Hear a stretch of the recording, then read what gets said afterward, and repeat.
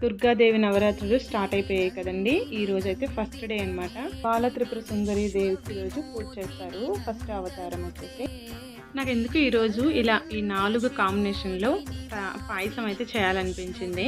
So, దానికోసమని start చేసేసాను ఇంకా. ఇప్పుడే ఇలా థాట్ వచ్చిందనమాట. ఇలా ఒకసారి చేస్తే పాయసం ఎలా ఉంటుందో అని చెప్పేసి.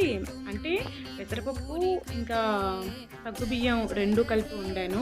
నెక్స్ట్ శనగపప్పు, సేమియా పుల్లలు 2 కూడా కలిపి పాయసం చేశాను. కానీ ఇలా 4 కలిపి పాయసం చేయడం ఇదే ఫస్ట్ టైము. ఇంకా ఆలోచన రావడమే లేట్ అనమాట. అలాగే అన్నింటినీ కూడా నానబెట్టి టకటకా వండేసాననమాట. పాయసం అయితే అదిరిపోయింది. చాలా చాలా బాగుంది. అలాగే ఈ నవరాత్రిలో చేయవలసిన పాయసం అండి ఇది. చాలా టేస్టీగా ఉంది. ఎందుకంటే అమ్మవారికి శనగపప్పు అంటే చాలా ఇష్టము.